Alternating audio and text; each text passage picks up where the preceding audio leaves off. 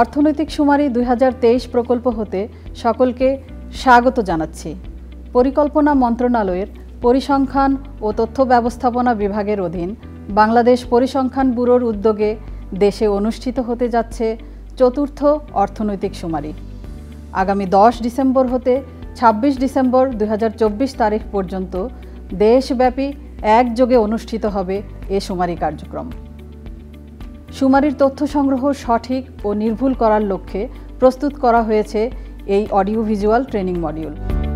আপনাদের সাথে আছি আমি সোনিয়া আরিফিন, উপপরিচালক, বাংলাদেশ পরিসংখ্যান ব্যুরো। আর আমি আশফাকুর রহমান ভূঁইয়া, পরিসংখ্যান কর্মকর্তা, বাংলাদেশ পরিসংখ্যান ব্যুরো। এই অডিও ভিজুয়াল ট্রেনিং মডিউলের মাধ্যমে আমরা শুমারির সংজ্ঞাগত বিভিন্ন দিক এবং প্রশ্নপত্র পূরণ পদ্ধতি সম্পর্কে জানব। সবাইকে মনোযোগ সহকারে ভিডিওটি দেখার অনুরোধ করছি। অর্থনৈতিক শুমারি ২০২৪-এর প্রশ্নপত্রে ২৫টি মূল প্রশ্ন এবং সাব প্রশ্নসহ সর্বমোট ৭০টি প্রশ্ন রয়েছে। শুরুতেই প্রশ্ন ১, ইউনিটের ক্রমিক নং। ইউনিটের ক্রমিক নং অর্থনৈতিক শুমারির গণনা এলাকা বা ইকো-ইয়ে ভিত্তিক হবে। এক্ষেত্রে প্রথম ইউনিটটি 1, পরের ইউনিটটি 2, এভাবে পর্যায়ক্রমিকভাবে বাড়বে। ক্যাপিতে প্রদর্শিত ক্রমিক নম্বর অবশ্যই খানা বা প্রতিষ্ঠানের দেয়াল বা দৃশ্যমান স্থানে স্টিকার লাগিয়ে তার উপর স্থায়ী মার্কার পেন দিয়ে লিখতে হবে। এবার প্রশ্ন ২.১, ইউনিটের প্রকার। তথ্য সংগ্রহকারী ইউনিটে গমনের পর তার বৈশিষ্ট্য দেখে ইউনিটের প্রকার নির্ধারণ করবেন। ইউনিট ৩ প্রকারের: প্রতিষ্ঠান, প্রাতিষ্ঠানিক কৃষি খামার এবং কৃষি বহির্ভূত অর্থনৈতিক কর্মকাণ্ড সম্পন্ন খানা। ইউনিটের প্রকার প্রশ্নটি পূরণ করতে হলে আমাদের জানতে হবে প্রতিষ্ঠান, প্রাতিষ্ঠানিক কৃষি খামার এবং কৃষি বহির্ভূত অর্থনৈতিক কর্মকাণ্ড সম্পন্ন খানা বলতে কী বোঝায়। প্রতিষ্ঠান হলো নির্দিষ্ট স্থানে অবস্থিত একটি একক ইউনিট, যা বিভিন্ন দ্রব্য সামগ্রী উৎপাদন, সংগ্রহ, সরবরাহ, ক্রয় বিক্রয় বা বিতরণজনিত নানা ধরনের অর্থনৈতিক কর্মকাণ্ড অথবা সেবামূলক কর্মকাণ্ড সম্পাদন করে, যেমন অফিস, কলকারখানা, শিক্ষা প্রতিষ্ঠান, হাসপাতাল, ক্লিনিক, দোকান, রেস্টুরেন্ট ইত্যাদি।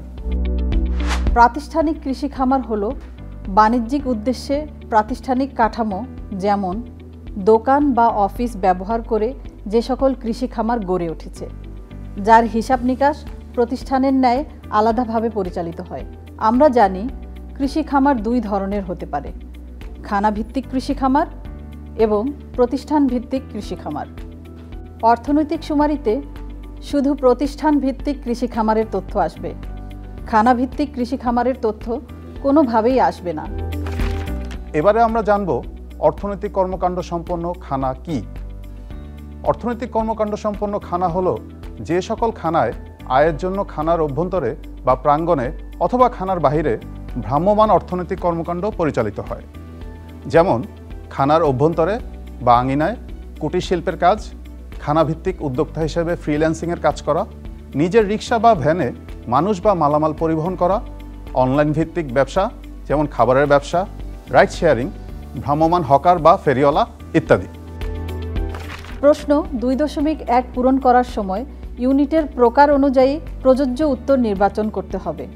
কোনো ইউনিট যদি প্রতিষ্ঠান বা প্রাতিষ্ঠানিক কৃষি খামার হয় তাহলে প্রশ্ন ২.২ পূরণ করতে হবে। কোনো ইউনিট যদি কৃষি বহির্ভূত অর্থনৈতিক কর্মকাণ্ড সম্পন্ন খানা হয় তবে প্রশ্ন ২.১.১ পূরণ করতে হবে।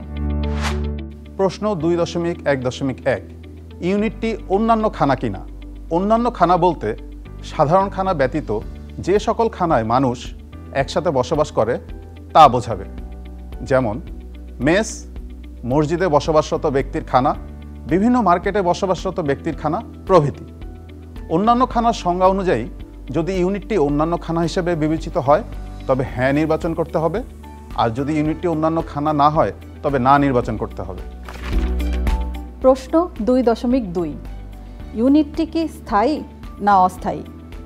এবার আসুন আমরা জেনে নিই স্থায়ী বা অস্থায়ী ইউনিট বলতে কী বোঝায়। নির্দিষ্ট স্থানে অবস্থিত যে সকল প্রতিষ্ঠানের স্থায়ী কাঠামো বা স্ট্রাকচার রয়েছে তা স্থায়ী প্রতিষ্ঠান হিসেবে বিবেচিত হবে। যেমন বাংলাদেশ পরিসংখ্যান ব্যুরোর প্রধান কার্যালয় যা ঢাকার আগারগাঁওয়ে অবস্থিত, আবার ঢাকার তালতলার একটি মুদি দোকান উভয়ই নির্দিষ্ট স্থানে অবস্থিত এবং এর স্থায়ী কাঠামো বা স্ট্রাকচার রয়েছে। এই কারণে উভয় ইউনিটই স্থায়ী ইউনিট হিসেবে বিবেচিত হবে। অস্থায়ী প্রতিষ্ঠানের কোনো স্থায়ী কাঠামো থাকে না, তবে অস্থায়ী ছাউনি কিংবা অস্থায়ী বেড়া বা বেষ্টনী থাকতে পারে। হাটবাজার বা রাস্তার পাশে কোনো নির্দিষ্ট স্থানে অস্থায়ী ছাউনির নিচে বসে নিয়মিতভাবে অর্থনৈতিক কর্মকাণ্ডে নিয়োজিত ছোটোখাটো দোকানপাট অস্থায়ী প্রতিষ্ঠান হিসেবে বিবেচিত হবে। যেমন রাস্তার পাশের টিনের ছাউনি দেয়া মাছ বিক্রির একটি দোকান, যার চারপাশে কোনো দেয়াল বা বেড়া নেই, এটি একটি অস্থায়ী প্রতিষ্ঠান। আবার ঢাকার কারওয়ান বাজারে একই শেডের নিচে একাধিক ব্যক্তি নিয়মিতভাবে সবজি বিক্রয় করে থাকেন, যেখানে দোকানের জন্য আলাদা কোনো নিজস্ব ছাউনি, বেড়া বা দেয়াল নেই। উক্ত দোকানগুলো অস্থায়ী প্রতিষ্ঠান হিসেবে বিবেচিত হবে। তাহলে আমরা জানলাম, যদি কোনো ইউনিট নির্দিষ্ট স্থানে অবস্থিত হয় এবং এর স্থায়ী কাঠামো থাকে, তাহলে এটি স্থায়ী ইউনিট হবে। আর যদি কোনো ইউনিটে স্থায়ী কাঠামো না থাকে, তবে এটি অস্থায়ী ইউনিট হবে। প্রশ্ন 2.3, ইউনিটের অর্থনৈতিক কর্মকাণ্ড কোথায় পরিচালিত হয়? এই প্রশ্নটি 2.1-এর অর্থনৈতিক কর্মকাণ্ড সম্পন্ন খানায়ের ক্ষেত্রে প্রযোজ্য হবে। খানাভিত্তিক অর্থনৈতিক কর্মকাণ্ড দুইভাবে পরিচালিত হতে পারে, খানায় এবং ভ্রাম্যমাণভাবে। কোনো খানার অর্থনৈতিক কর্মকাণ্ড যদি খানার অভ্যন্তরে বা আঙিনায় সম্পন্ন বা পরিচালিত হয়, তবে খানায় নির্বাচন করতে হবে। অপরদিকে উক্ত কাজটি যদি ভ্রাম্যমাণভাবে সম্পন্ন বা পরিচালিত হয়, তবে ভ্রাম্যমাণ নির্বাচন করতে হবে। প্রশ্ন 2.4, ইউনিটের অর্থনৈতিক কর্মকাণ্ডের ধরন। ইউনিটের অর্থনৈতিক কর্মকাণ্ডের ধরন নির্বাচনের ক্ষেত্রে 3টি অপশন রয়েছে: কৃষি, শিল্প এবং সেবা। কৃষি বলতে প্রাতিষ্ঠানিক কৃষি খামারকে বোঝাবে। শিল্প বলতে সাধারণত পণ্য ও সেবার উৎপাদনকে বোঝাবে। সেবা বলতে যেসব প্রতিষ্ঠানে পণ্য উৎপাদন হয় না, শুধুমাত্র সেবামূলক কার্যাদি সম্পন্ন হয়, তা বোঝাবে। প্রশ্ন 3, ইউনিটের মালিকানা। ইউনিটের মালিকানা সম্পর্কে নিশ্চিত হয়ে প্রযোজ্য উত্তর নির্বাচন করতে হবে। আসুন আমরা ইউনিটের মালিকানার ধরনগুলো জেনে নেই।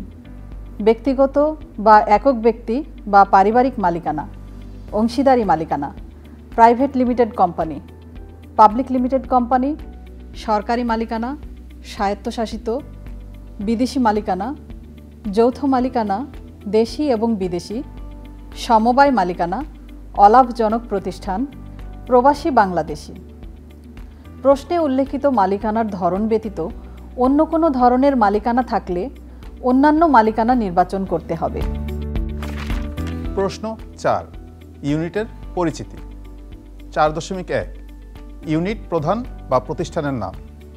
ইউনিটটি যদি অর্থনৈতিক কর্মকাণ্ড সম্পন্ন খানা হয়, তাহলে খানার প্রধানের নাম, এবং প্রতিষ্ঠান হলে প্রতিষ্ঠানের নাম ইংরেজিতে লিখতে হবে। যেমন আব্দুর রহমান, বিশ্বাস ট্রেডার্স, প্রগতি ক্লাব ইত্যাদি। যদি প্রতিষ্ঠানের কোনো নাম বা নামের কোনো সাইনবোর্ড না থাকে, তবে উক্ত প্রতিষ্ঠানের মালিক বা পরিচালকের নাম লিখুন। 4.2, বাড়ি, মার্কেটের নাম। ইউনিটটি যদি কোনো বাড়িতে হয় এবং বাড়ির নাম থাকে, তাহলে তা ইংরেজিতে লিখুন। যেমন সৈয়দ বাড়ি হলে লিখুন সায়েদ বাড়ি। আবার ইউনিটটি যদি কোনো মার্কেট বা বাজারে অবস্থিত হয়, তবে মার্কেট বা বাজারের নাম লিখুন। যেমন নতুন বাজার হলে নতুন বাজার, বা চৌধুরী মার্কেট হলে চৌধুরী মার্কেট ইত্যাদি। 4.3, পূর্ণাঙ্গ ঠিকানা, হোল্ডিং বা বাড়ি নম্বর বা অ্যাপার্টমেন্ট নম্বর। ইউনিটের হোল্ডিং, বাড়ি নম্বর বা অ্যাপার্টমেন্ট নম্বর থাকলে তা লিখুন। পৌরসভা বা সিটি কর্পোরেশন এলাকার ক্ষেত্রে অবশ্যই হোল্ডিং, বাড়ি নম্বর বা অ্যাপার্টমেন্ট নম্বর লিখতে হবে। রোড নম্বর বা রাস্তা বা পাড়া বা ব্লক বা সেক্টরের নাম, ইউনিটটি যে রোডে অবস্থিত সেই রোড বা রাস্তার কোনো নম্বর থাকলে তা লিখুন। অথবা যদি নাম থাকে তবে সেটি লিখুন। যেমন রোড নং 1 অথবা Kazi Nazrul Islam Avenue. Road number বা নাম না থাকলে স্থানীয়ভাবে রাস্তাটি যে নামে পরিচিত সেটি নিশ্চিত হয়ে ইংরেজিতে লিখুন। ইউনিটটি যে পাড়া, ব্লক বা সেক্টরে অবস্থিত তা ইংরেজিতে লিখুন। 4.4 টেলিফোন বা মোবাইল নম্বর। ইউনিটের টেলিফোন বা মোবাইল নম্বর লিখুন। টেলিফোন এবং মোবাইল নম্বর উভয় থাকলে মোবাইল নম্বরকে অগ্রাধিকার দিতে হবে। 4.5 ইমেইল। ইউনিটে যোগাযোগের জন্য খানার ক্ষেত্রে ইউনিট প্রধান এবং প্রতিষ্ঠানের ক্ষেত্রে প্রতিষ্ঠানের ইমেইল অথবা প্রতিষ্ঠানের ইমেইল না থাকলে দায়িত্বশীল ব্যক্তির ইমেইল ঠিকানা লিখুন। প্রশ্ন 5.1 ইউনিট প্রধানের লিঙ্গ। যার সিদ্ধান্তে ইউনিটটি পরিচালিত হয় এবং যাকে অন্য সদস্যরা ইউনিট প্রধান মনে করেন তিনি ইউনিট প্রধান হিসেবে বিবেচিত হবেন। খানাভিত্তিক অর্থনৈতিক কর্মকাণ্ডের ক্ষেত্রে অর্থনৈতিক কর্মকাণ্ড পরিচালনাকারী ব্যক্তিই হবেন ইউনিট প্রধান। ইউনিট প্রধানের লিঙ্গ অনুযায়ী প্রযোজ্য অপশন নির্বাচন করুন। প্রশ্ন 5.2 ইউনিট প্রধানের বয়স। ইউনিট প্রধানের বয়স জিজ্ঞেস করে 2 অঙ্কে পূর্ণ বছরে লিখতে হবে। যেমন ইউনিট প্রধানের বয়স 27 বছর 9 মাস হলে 27 লিখতে হবে। ইউনিট প্রধানের বয়স 48 বছর 11 মাস 29 দিন হলে 48 লিখতে হবে। ইউনিট প্রধানের বয়স 100 বছর বা এর বেশি হলে 99 লিখতে হবে। প্রশ্ন 5.3 ইউনিট প্রধানের সর্বোচ্চ শিক্ষা। ইউনিট প্রধানের শিক্ষার ক্ষেত্রে তিনি সর্বোচ্চ কোন শ্রেণী পাশ করেছেন তা জেনে নিয়ে সংশ্লিষ্ট অপশন নির্বাচন করতে হবে। প্রশ্ন 5.4 ইউনিটটি কত সালে আরম্ভ হয়েছে। ইউনিটটি কত সালে তাদের কার্যক্রম তথা উৎপাদন বা সেবা কার্যক্রম শুরু করেছে তা জেনে লিখতে হবে। যেমন যদি কোনো ইউনিট 2017 সালে কার্যক্রম শুরু করে তবে 2017 লিখতে হবে। প্রশ্ন 5.5 ইউনিটের ক্ষেত্রে নিচের কোনটি প্রযোজ্য। প্রতিষ্ঠান এবং প্রাতিষ্ঠানিক কৃষি খামারের ক্ষেত্রে এ প্রশ্নটি প্রযোজ্য হবে। খানাভিত্তিক অর্থনৈতিক কর্মকাণ্ডের ক্ষেত্রে এ প্রশ্নটি প্রযোজ্য হবে না। ইউনিটটির বৈশিষ্ট্য জেনে প্রযোজ্য অপশন নির্বাচন করতে হবে। অপশনগুলো হচ্ছে এটির কোথাও কোনো শাখা নেই অর্থাৎ এটি একটি একক ইউনিট, এটি একটি প্রধান কার্যালয় এবং এর অন্যত্র শাখা রয়েছে, এটি একটি শাখা অফিস। উদাহরণস্বরূপ প্যান প্যাসিফিক সোনারগাঁও হোটেলের ক্ষেত্রে এটির কোথাও কোনো শাখা নেই অপশনটি নির্বাচন করতে হবে। আবার বাংলাদেশ পরিসংখ্যান ব্যুরো বা বিবিএসের প্রধান কার্যালয়ে গেলে এটি একটি প্রধান কার্যালয় এবং এর অন্যত্র শাখা রয়েছে অপশনটি নির্বাচন করতে হবে, কারণ বিভাগ, জেলা এবং উপজেলা পর্যায়ে বিবিএসের শাখা অফিস রয়েছে।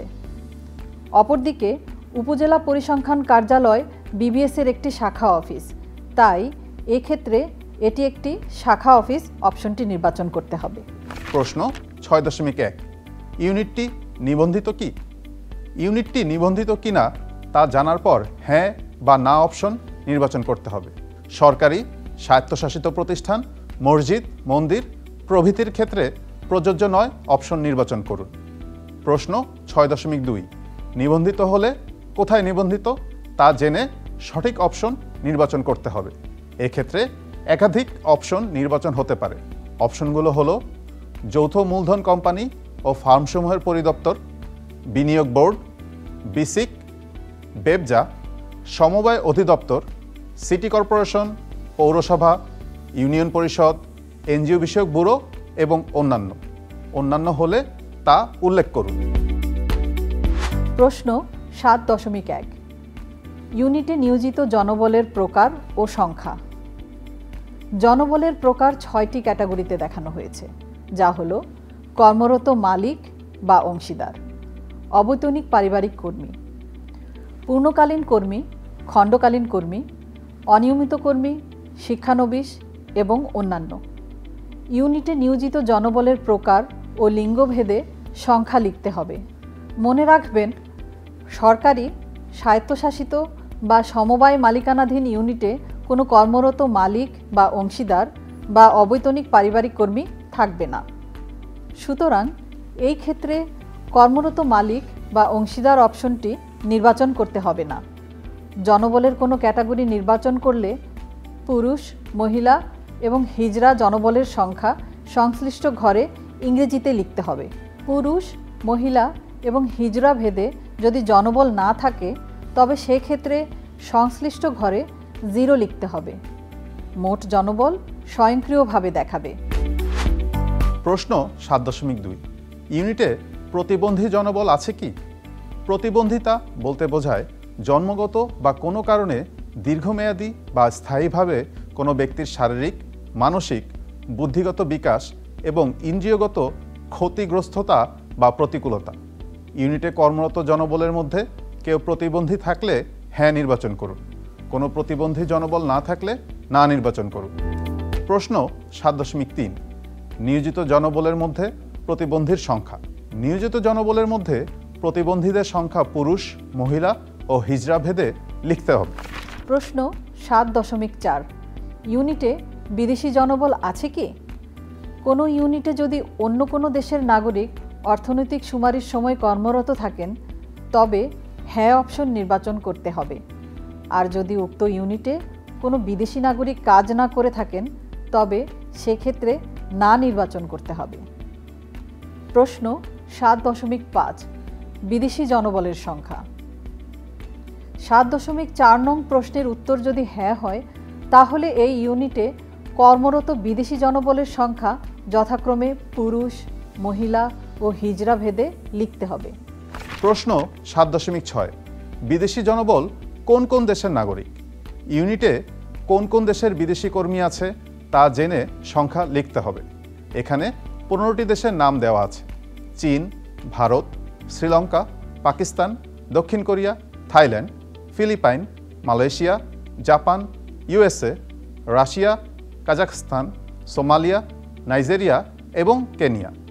এর বাইরে অন্য কোনো দেশের জনবল থাকলে তার নাম অন্যান্যর ঘরে লিখে সংখ্যা আনতে হবে। প্রশ্ন 7.7 বিদেশি জনবল ইউনিটের কোন শাখায় কাজ করে? এই প্রশ্নে ইউনিটে বিদেশি জনবল কোন কোন শাখায় কাজ করে তা কয়েকটি নির্দিষ্ট ক্যাটাগরিতে ভাগ করা হয়েছে: প্রশাসনিক বা হিসাব, মার্কেটিং বা সেলস, আইসিটি, কারিগরি বা প্রকৌশল, গবেষণা ও উন্নয়ন এবং উৎপাদন। বিদেশি জনবল কোন কোন শাখায় কাজ করে তা জেনে প্রযোজ্য উত্তর নির্বাচন করতে হবে। এক্ষেত্রে একটি ইউনিটে একাধিক অপশন হতে পারে। যদি উল্লেখিত ক্যাটাগরির বাইরে কাজ করে তবে অন্যান্য নির্বাচন করতে হবে। প্রশ্ন 8.1 ইউনিটের প্রধান অর্থনৈতিক কর্মকাণ্ডের বিস্তারিত বিবরণ।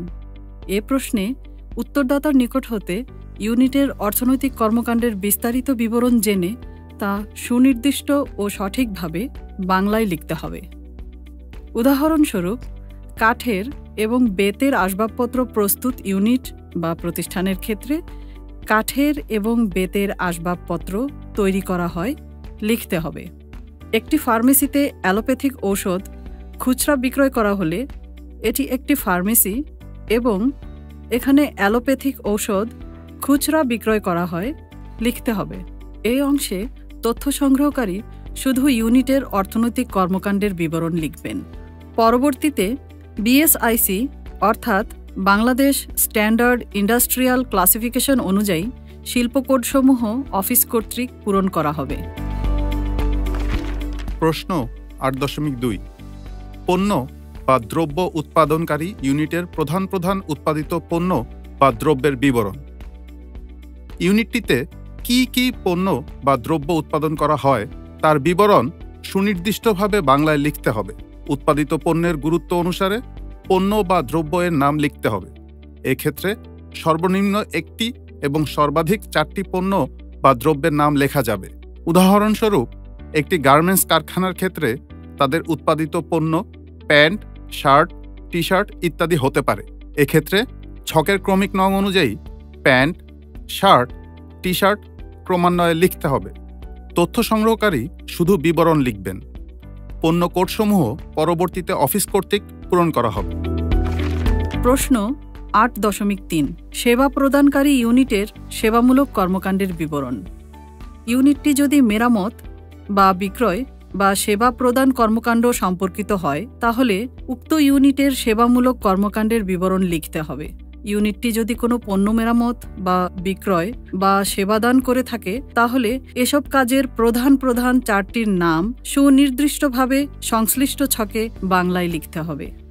এক্ষেত্রে সর্বনিম্ন একটি এবং সর্বাধিক চারটি সেবার নাম লেখা যাবে। উদাহরণস্বরূপ, বিক্রয়কারী প্রতিষ্ঠান বা ইউনিটের ক্ষেত্রে কি কি পণ্য বা দ্রব্য বিক্রয় করে তার বিবরণ লিখতে হবে। মুদির দোকান হলে তার প্রধান বিক্রিত দ্রব্য যদি চাল, ডাল, আটা, তেল ইত্যাদি হয় তবে ছকের ক্রমিক অনুযায়ী ক্রমান্বয়ে চাল, ডাল, আটা, তেল লিখতে হবে। রেস্তোরাঁর ক্ষেত্রে কি কি খাবার তৈরি ও পরিবেশন করা হয় তা ক্রমান্বয়ে ছকে লিখতে হবে। প্রশ্ন 9, ইউনিটের স্থায়ী সম্পদের মূল্য জমি ও কারখানা ভবন ব্যতীত। যে সকল সম্পদ বা সম্পত্তি সাধারণত 1 বছরের অধিক সময়ের জন্য ব্যবহৃত হয় তাদের স্থায়ী সম্পদ বলে। মূলত স্থায়ী সম্পদ হলো এমন সম্পদ যা আয়ের জন্য সহায়ক এবং দীর্ঘমেয়াদী ব্যবহারের জন্য কেনা হয়। উদাহরণস্বরূপ, আসবাবপত্র, যন্ত্রপাতি, কম্পিউটার, বিভিন্ন ধরনের যানবাহন যেমন কোম্পানির গাড়ি, ট্রাক ইত্যাদি ইউনিটের স্থায়ী সম্পদ। দীর্ঘদিন ব্যবহারের কারণে স্থায়ী সম্পদের মান বা কর্মক্ষমতা সময়ের সাথে সাথে হ্রাস পায়, ফলে স্থায়ী সম্পদের বর্তমান বাজার মূল্যও হ্রাস পায়। এই প্রশ্নে ইউনিটের জমি ও কারখানা ভবন বাদে অন্যান্য স্থায়ী সম্পদের বর্তমান বাজার মূল্য জেনে প্রযোজ্য অপশন নির্বাচন করতে হবে। উল্লেখ্য, প্রশ্ন 9.1.1 প্রাতিষ্ঠানিক কৃষি খামার, 9.2.1 শিল্প এবং 9.3.1 সেবার ক্ষেত্রে প্রযোজ্য হবে। 9.1.2 অথবা 9.2.2 এর ক্ষেত্রে ইউনিটের স্থায়ী সম্পদের বর্তমান বাজার মূল্য 50 কোটি টাকার অধিক এবং 9.3.2 30 কোটি টাকার অধিক হলে তার পরিমাণ লিখতে হবে।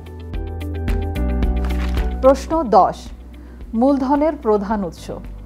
মূলধন বলতে ইউনিটের স্থায়ী মূলধন বোঝাবে, যেমন জমি, অফিস, ফ্যাক্টরি বা গুদাম, উৎপাদন বা পরিষেবা দেওয়ার জন্য ব্যবহৃত যন্ত্র, অফিস ফার্নিচার, যানবাহন প্রভৃতি। ইউনিটের মূলধনের উৎস সঠিকভাবে জেনে নিয়ে প্রযোজ্য অপশন নির্বাচন করতে হবে। প্রশ্ন 11.1, ইউনিটে বর্তমানে প্রবাসী বাংলাদেশিদের বিনিয়োগ আছে কি? একজন ব্যক্তি যিনি সাময়িকভাবে তার নিজ দেশ ত্যাগ করে অন্য কোনো দেশে কাজ বা পড়াশোনার জন্য যান তাকে সাধারণ অর্থে প্রবাসী বলা হয়। ইউনিটে তথ্য সংগ্রহকালে প্রবাসী বাংলাদেশিদের বিনিয়োগ থাকলে হ্যাঁ, প্রবাসী বাংলাদেশিদের বিনিয়োগ না থাকলে না নির্বাচন করতে হবে। সরকারি, স্বায়ত্তশাসিত প্রতিষ্ঠান, স্কুল, কলেজ, মসজিদ, মন্দির প্রভৃতির ক্ষেত্রে প্রযোজ্য নয় নির্বাচন করতে হবে। প্রশ্ন 11.2, হ্যাঁ হলে বিনিয়োগের পরিমাণ। প্রশ্ন 11.1, হ্যাঁ হলে বিনিয়োগের পরিমাণ টাকায় লিখতে হবে। প্রশ্ন 11.3, ইউনিটে বর্তমানে বিদেশি বিনিয়োগ আছে কি? বিদেশি বিনিয়োগ হলো অন্য কোনো দেশ থেকে বাংলাদেশের ব্যক্তি বা প্রতিষ্ঠান পর্যায়ে বিদেশি অর্থ বিনিয়োগ কার্যক্রম পরিচালনা করা। ইউনিটে বর্তমানে বিদেশি বিনিয়োগ থাকলে হ্যাঁ এবং বিদেশি বিনিয়োগ না থাকলে না অপশন নির্বাচন করতে হবে। সরকারি, স্বায়ত্তশাসিত প্রতিষ্ঠান, স্কুল, কলেজ, মসজিদ, মন্দির প্রভৃতির ক্ষেত্রে প্রযোজ্য নয় অপশন নির্বাচন করতে হবে। প্রশ্ন 11.4, 11.3 এর উত্তর হ্যাঁ হলে বিনিয়োগের পরিমাণ। উক্ত ইউনিটে তথ্য সংগ্রহকালে যদি কোনো ধরনের বৈদেশিক বিনিয়োগ থাকে তাহলে সেই বিনিয়োগের পরিমাণ টাকায় লিখতে হবে। প্রশ্ন 12, ইউনিটের বিদ্যুৎ সুবিধা বা সংযোগের প্রধান উৎস। এই প্রশ্নে ইউনিটের বিদ্যুৎ সুবিধা বা সংযোগ সম্পর্কিত 6টি অপশন রয়েছে, যা থেকে প্রধান উৎস নির্বাচন করতে হবে। অপশনগুলো হলো জাতীয় গ্রিড, সৌরবিদ্যুৎ, নিজস্ব প্ল্যান্ট, জেনারেটর, অন্যান্য, এছাড়া বিদ্যুৎ সুবিধা বা সংযোগ নেই। প্রশ্ন 13, ইউনিটের হিসাবের ব্যবস্থা। ইউনিটের হিসাবের ব্যবস্থা বলতে সাধারণত ইউনিটের পর্যায়ক্রমিক লিখিতভাবে আয় ব্যয়ের হিসাব রাখা বা লাভ লোকসানের হিসাব রাখাকে বোঝায়। এখানে হিসাবের ব্যবস্থা অনেকভাবেই হতে পারে, তবে ইউনিটে সবচেয়ে বেশি যে হিসাব ব্যবস্থা প্রচলিত তাকেই আমরা ইউনিটের হিসাবের ব্যবস্থা বলে গণ্য করব। তথ্য সংগ্রহকারী ইউনিটের হিসাবের ব্যবস্থার ধরন জেনে প্রযোজ্য অপশন নির্বাচন করবেন। অপশনসমূহ হল দৈনিক, সাপ্তাহিক, মাসিক, অর্ধবার্ষিক, বাৎসরিক। এছাড়া যদি অন্য কোনো উপায়ে হিসাব রাখা হয় তাহলে অন্যান্য নির্বাচন করতে হবে, আর যদি ইউনিটে লিখিত হিসাব রাখা না হয় তবে হিসাব রাখা হয় না নির্বাচন করতে হবে। প্রশ্ন 14.1 ইউনিটের বেতন বা মজুরি প্রদানের ধরন। কোনো প্রতিষ্ঠানে কর্মরত কর্মকর্তা এবং কর্মচারীবৃন্দ পারিশ্রমিক হিসাবে প্রতিষ্ঠানের নির্ধারিত বেতন কাঠামো বা চুক্তি অনুসারে যে অর্থ পেয়ে থাকে তাকে বেতন বলে। কোনো শ্রমিক কোনো নির্দিষ্ট কাজের জন্য অথবা নির্দিষ্ট সময়কালের পরিশ্রমের বিনিময়ে যে পারিশ্রমিক লাভ করে তাকে মজুরি বলে। এ প্রশ্নে একাধিক অপশন নির্বাচন হতে পারে। অপশনগুলো হলো দৈনিক, সাপ্তাহিক, মাসিক। যদি বেতন বা মজুরি প্রদানের ধরন উল্লেখিত অপশন ব্যতীত অন্যভাবে দেওয়া হয় তবে অন্যান্য হবে। কিছু কিছু ইউনিটে কর্মচারী বা শ্রমিকদেরকে বেতন বা মজুরি প্রদান করা হয় না, সেক্ষেত্রে প্রযোজ্য নয়, নির্বাচন করতে হবে। প্রশ্ন 14.2 ইউনিটের বেতন বা মজুরি প্রদান পদ্ধতি। ইউনিটে সংখ্যার বিবেচনায় যে পদ্ধতির মাধ্যমে সবচেয়ে বেশি পরিমাণ বেতন বা মজুরি প্রদান করা হয় তার তথ্য আনতে হবে। ইউনিটে বেতন বা মজুরি ক্যাশ, চেক বা ইএফটি, মোবাইল ব্যাংকিংয়ের মধ্যে যে পদ্ধতিতে সবচেয়ে বেশি পরিমাণ প্রদান করা হয় তা নির্বাচন করতে হবে। অপশনসমূহ হলো ক্যাশ, ব্যাংকিং, মোবাইল ব্যাংকিং। আর যদি এই অপশনের কোনোটাই না হয়ে অন্য কোনোভাবে বেতন বা মজুরি প্রদান করা হয় তবে অন্যান্য নির্বাচন করতে হবে। প্রশ্ন 15.1 ইউনিটের কাঁচামালের উৎস। ইউনিটের কাঁচামালের উৎস স্থানীয়, বিদেশি বা কিছু ক্ষেত্রে উভয় অপশন হতে পারে। তাই ব্যবহৃত কাঁচামালের উৎস কী তা জেনে প্রযোজ্য উত্তর নির্বাচন করতে হবে। প্রশ্ন 15.2 উৎপাদনে ব্যবহৃত যন্ত্রের ধরন। উৎপাদনে বিদ্যুৎ, জ্বালানি বা হস্তচালিত যন্ত্র ব্যবহৃত হতে পারে। তাই উৎপাদনে ব্যবহৃত যন্ত্রের ধরন জেনে প্রযোজ্য উত্তর নির্বাচন করতে হবে। এক্ষেত্রে একাধিক অপশন নির্বাচন হতে পারে। প্রশ্ন 15.3 উৎপাদনে ব্যবহৃত জ্বালানির উৎস। উৎপাদনের জন্য কি কি ধরনের জ্বালানি ব্যবহার করা হয় তা জেনে সঠিক অপশন নির্বাচন করতে হবে। যদি কোনো জ্বালানি ব্যবহার করা না হয় তাহলে প্রযোজ্য নয়, নির্বাচন করতে হবে। মনে রাখতে হবে শুধুমাত্র উৎপাদন প্রক্রিয়ার জন্য ব্যবহৃত জ্বালানি হিসেবে বিবেচিত হবে। প্রশ্ন 15.4 উৎপাদিত দ্রব্যের বাজারজাতকরণ এলাকা। ইউনিটটির উৎপাদিত দ্রব্য বা পণ্য বা সেবার বাজারজাতকরণ সম্পূর্ণ স্থানীয় বা সম্পূর্ণ রপ্তানি বা উভয় হতে পারে। ইউনিটে উৎপাদিত দ্রব্য বা সেবা কোথায় বাজারজাতকরণ হয় তা জেনে প্রযোজ্য অপশন নির্বাচন করতে হবে। প্রশ্ন 15.5 উৎপাদনে কম্পিউটার বা তথ্য প্রযুক্তির ব্যবহার হয় কি? ইউনিটটির উৎপাদন কার্যক্রমে যদি কম্পিউটার বা তথ্য প্রযুক্তির ব্যবহার করা হয় তবে হ্যাঁ নির্বাচন করতে হবে, এবং যদি উৎপাদন কার্যক্রমে কম্পিউটার বা তথ্য প্রযুক্তি ব্যবহৃত না হয় তবে না নির্বাচন করতে হবে। প্রশ্ন 16 দ্রব্য বা পণ্য স্থানীয় বাজারে বিক্রির ক্ষেত্রে বিক্রয় পদ্ধতি। ইউনিটের দ্রব্য বা পণ্য স্থানীয় বাজারে বিক্রির ক্ষেত্রে যদি খুচরা বিক্রি করা হয় তবে খুচরা, যদি পাইকারি বিক্রি করা হয় তবে পাইকারি, যদি খুচরা এবং পাইকারি উভয়ভাবে বিক্রি করা হয় তবে উভয় নির্বাচন করতে হবে। এছাড়া যদি কোনো ইউনিটে দ্রব্য বা পণ্য বিক্রয় করা না হয় তবে প্রযোজ্য নয়, নির্বাচন করতে হবে। প্রশ্ন 17.1 ইউনিটটি ই কমার্স বা অনলাইন ব্যবসায় সম্পৃক্ত কি? ই কমার্স বা ইলেকট্রনিক কমার্স হলো একটি অনলাইন ব্যবসার ধরন যার মাধ্যমে ইন্টারনেট ব্যবহার করে পণ্য বা সেবা ক্রয় বিক্রয় করা হয়। ইউনিট কর্তৃক উৎপাদিত পণ্য বা সেবা বিক্রয়ে কোনো ধরনের ই কমার্স বা অনলাইন প্ল্যাটফর্ম ব্যবহৃত হলে অপশন হ্যাঁ নির্বাচন করতে হবে। অপরপক্ষে কোনো ধরনের ই কমার্স বা অনলাইন প্ল্যাটফর্ম ব্যবহৃত না হলে অপশন না নির্বাচন করতে হবে। সরকারি, স্বায়ত্তশাসিত বা অন্যান্য সেবা প্রতিষ্ঠানের জন্য প্রশ্নটি প্রযোজ্য নাও হতে পারে। সেক্ষেত্রে প্রযোজ্য নয় অপশনটি সিলেক্ট করতে হবে। প্রশ্ন 17.2 ইউনিটে ই কমার্স বা অনলাইনের মাধ্যমে নিম্নলিখিত কোন কোন কার্যক্রম সম্পাদন করা হয়? ইউনিটে ই কমার্স বা অনলাইনের মাধ্যমে দ্রব্য বা পণ্য ক্রয়, বিক্রয়, বিতরণ, অনলাইন ব্যাংকিং, গ্রাহক সেবা প্রদান, শিক্ষা কার্যক্রম, যাত্রী পরিবহন, মালামাল পরিবহন প্রভৃতি কার্যক্রম সম্পাদন করতে পারে। যদি এর মধ্যে কোনো কার্যক্রম সম্পাদন করে তবে তা জেনে প্রযোজ্য অপশন নির্বাচন করতে হবে। উল্লেখিত অপশন ব্যতীত যদি অন্য কোনো কার্যক্রম সম্পাদন যেমন পেমেন্ট প্রক্রিয়া, অ্যানালিটিক্স ও রিপোর্টিং, মার্কেটিং ও প্রচার প্রভৃতি করা হয় তবে অন্যান্য নির্বাচন করতে হবে। প্রশ্ন 18.1 ইউনিটটির কোনো ইন্স্যুরেন্স বা বীমা রয়েছে কি? ইন্স্যুরেন্স বা বীমা হলো অর্থের বিনিময়ে ব্যবসা প্রতিষ্ঠানের সম্পদ বা মালামালের সম্ভাব্য আংশিক বা সম্পূর্ণ ক্ষয়ক্ষতির ঝুঁকি গ্রহণ সংক্রান্ত একটি পদ্ধতি।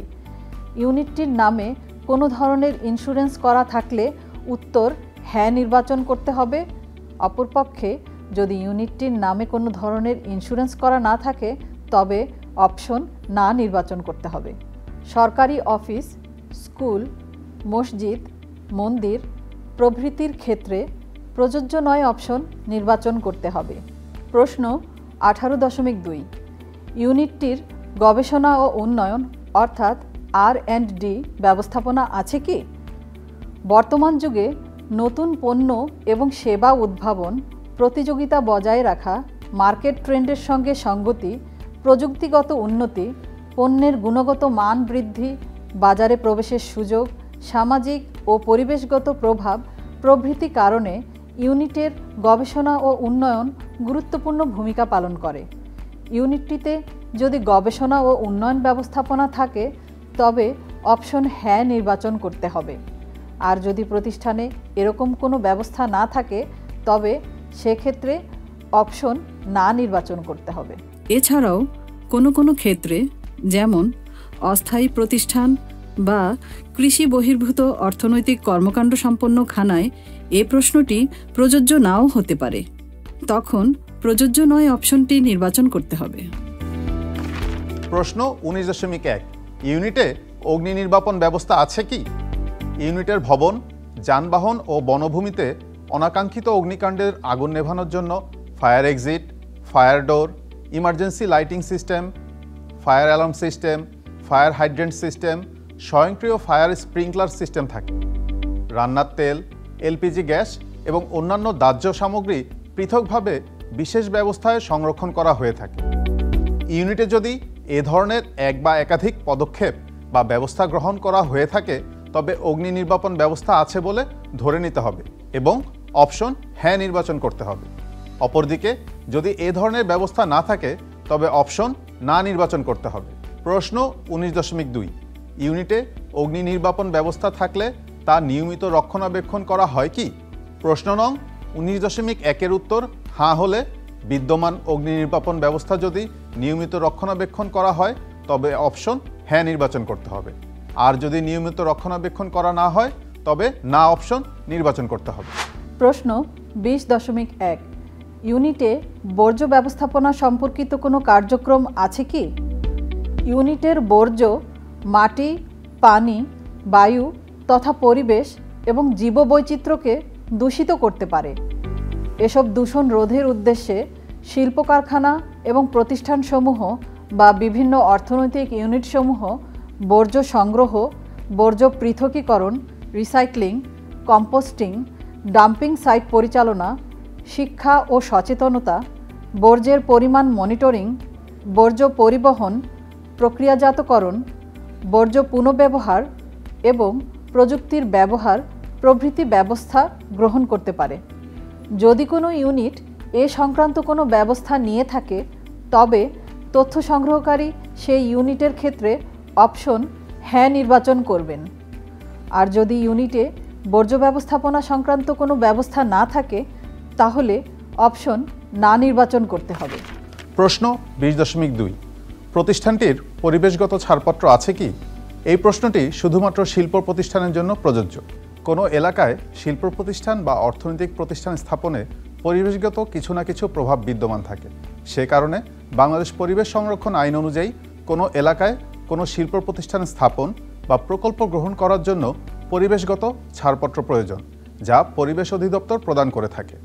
এক্ষেত্রে তথ্য সংগ্রহকারী তথ্য প্রদানকারীর প্রতিষ্ঠানের কাছে পরিবেশ অধিদপ্তর প্রদত্ত কোনো ছাড়পত্র আছে কিনা জানতে চাইবেন। যদি থাকে তাহলে হ্যাঁ অপশন নির্বাচন করতে হবে, অন্যথায় না অপশন নির্বাচন করতে হবে। তবে কোনো সরকারি বা অন্যান্য সেবা প্রতিষ্ঠান এবং কৃষি বহির্ভূত অর্থনৈতিক কর্মকাণ্ড সম্পন্ন খানায় প্রশ্নটি প্রযোজ্য নাও হতে পারে, তখন প্রযোজ্য নয় অপশন নির্বাচন করতে হবে। প্রশ্ন 20.3 প্রতিষ্ঠানটির ফায়ার সার্ভিসের ছাড়পত্র আছে কি? এই ক্ষেত্রে তথ্য সংগ্রহকারী জানতে চাইবেন উত্তরদাতার প্রতিষ্ঠানে ফায়ার সার্ভিস এবং সিভিল ডিফেন্স কর্তৃক প্রদত্ত ফায়ার সার্ভিসের ছাড়পত্র আছে কিনা।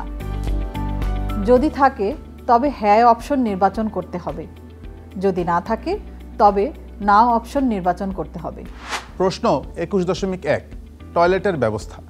এই প্রশ্নে একজন তথ্য সংগ্রহকারী জানতে চাইবেন তথ্যদাতার প্রতিষ্ঠানে টয়লেট আছে কিনা। যদি থাকে তবে হ্যাঁ অপশন নির্বাচন করতে হবে, আর যদি না থাকে তবে না অপশন নির্বাচন করতে হবে। প্রশ্ন 21.2 মহিলাদের জন্য পৃথক টয়লেটের ব্যবস্থা। 21.1 প্রশ্নের উত্তর যদি হ্যাঁ হয় তবে এই প্রশ্নটি পূরণ করতে হবে। তথ্য সংগ্রহকারী জানতে চাইবেন ইউনিটে মহিলাদের জন্য পৃথক টয়লেটের ব্যবস্থা আছে কিনা। যদি থাকে তবে হ্যাঁ অপশন নির্বাচন করতে হবে, আর যদি না থাকে তবে না অপশন নির্বাচন করতে হবে। প্রশ্ন 21.3 ডে কেয়ার সেন্টার। এই প্রশ্নে তথ্য সংগ্রহকারী উত্তরদাতার প্রতিষ্ঠানে ডে কেয়ার সেন্টার আছে কিনা তা জানতে চাইবেন। যদি থাকে তবে হ্যাঁ অপশন নির্বাচন করতে হবে, আর যদি না থাকে তবে না অপশন নির্বাচন করতে হবে। প্রশ্ন 21.4 কর্মীদের জন্য নিজস্ব পরিবহন সুবিধার ব্যবস্থা। এ প্রশ্নে একজন তথ্য সংগ্রহকারী উত্তরদাতার প্রতিষ্ঠানে কর্মীদের জন্য নিজস্ব পরিবহন আছে কিনা তা জানতে চাইবেন। যদি থাকে তবে হ্যাঁ অপশন নির্বাচন করতে হবে, আর যদি না থাকে তবে না অপশন নির্বাচন করতে হবে। প্রশ্ন 21.5 কর্মীদের নিরাপত্তা বা সেফটি ব্যবস্থা।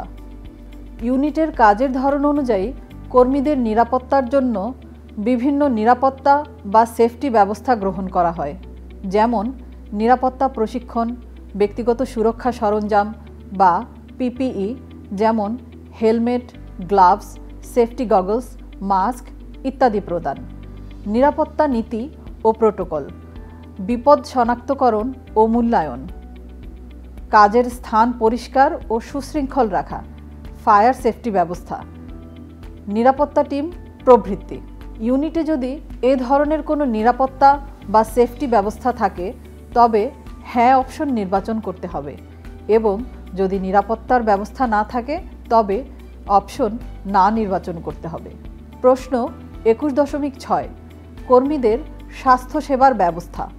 সাধারণত বিভিন্ন প্রতিষ্ঠান কর্মীদের স্বাস্থ্য সুরক্ষার অংশ হিসেবে বিভিন্ন ব্যবস্থা গ্রহণ করে, যেমন স্বাস্থ্য পরীক্ষা, প্রাথমিক চিকিৎসা সেবা, কাউন্সেলিং ও মানসিক স্বাস্থ্য সেবা, স্বাস্থ্য সচেতনতা কর্মসূচি, ফিটনেস প্রোগ্রাম, পুষ্টি পরামর্শ, বীমা ব্যবস্থা, সুস্থ পরিবেশ, বিশ্রাম ও রিফ্রেশমেন্টের ব্যবস্থা, জরুরি পরিষেবা প্রভৃতি। ইউনিটে যদি এ ধরনের কোনো স্বাস্থ্যসেবার ব্যবস্থা থাকে তবে হ্যাঁ নির্বাচন করতে হবে, এবং যদি স্বাস্থ্যসেবার ব্যবস্থা না থাকে তবে না নির্বাচন করতে হবে। প্রশ্ন 22.1 ইউনিটের টিন বা ট্যাক্স পেয়ার আইডেন্টিফিকেশন নাম্বার আছে কি? টিন হচ্ছে করদাতা শনাক্তকরণ নাম্বার। বাংলাদেশে টিআইএন হলো করদাতাদের জন্য নির্ধারিত ইউনিক নম্বর, যা জাতীয় রাজস্ব বোর্ড বা এনবিআর কর্তৃক প্রদান করা হয়। এটি আয়কর রিটার্ন জমা দেওয়ার জন্য আবশ্যক এবং সরকারি কিছু সেবায় এটি ব্যবহৃত হয়। যদি ইউনিটের TIN tax payer identification number থাকে তবে অপশন হ্যাঁ, এবং যদি না থাকে তবে অপশন না নির্বাচন করতে হবে। এই প্রশ্নে মসজিদ, মন্দির, গির্জা ইত্যাদির ক্ষেত্রে প্রযোজ্য নয় অপশন নির্বাচন করতে হবে।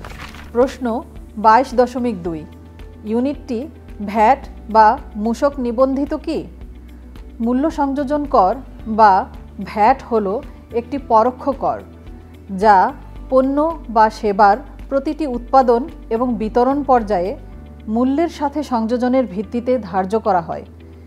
এটি মূলত ক্রেতার উপর আরোপিত হয়, কিন্তু পণ্য বা সেবার সরবরাহকারী এটি আদায় করে সরকারের কাছে জমা দেয়। যদি ইউনিটটি ভ্যাট বা মূসক নিবন্ধিত হয় তবে অপশন হ্যাঁ, এবং যদি না হয় তবে না নির্বাচন করতে হবে। প্রশ্ন 22.3 ইউনিটের বিআইএন বা বিজনেস আইডেন্টিফিকেশন নাম্বার আছে কি? বিজনেস আইডেন্টিফিকেশন নাম্বার বিআইএন হলো একটি ইউনিক নম্বর যা বাংলাদেশে ব্যবসায়িক প্রতিষ্ঠানগুলোর জন্য প্রয়োজনীয়। জাতীয় রাজস্ব বোর্ড এনবিআর এই নম্বর প্রদান করে এবং এটি মূলত মূল্য সংযোজন কর বা ভ্যাট সম্পর্কিত লেনদেনের জন্য ব্যবহৃত হয়। যদি ইউনিটের বিআইএন বিজনেস আইডেন্টিফিকেশন নাম্বার থাকে তবে অপশন হ্যাঁ, এবং যদি না থাকে তবে অপশন না নির্বাচন করতে হবে। প্রশ্ন 23 ইউনিটের বাৎসরিক বিক্রয়ের পরিমাণ।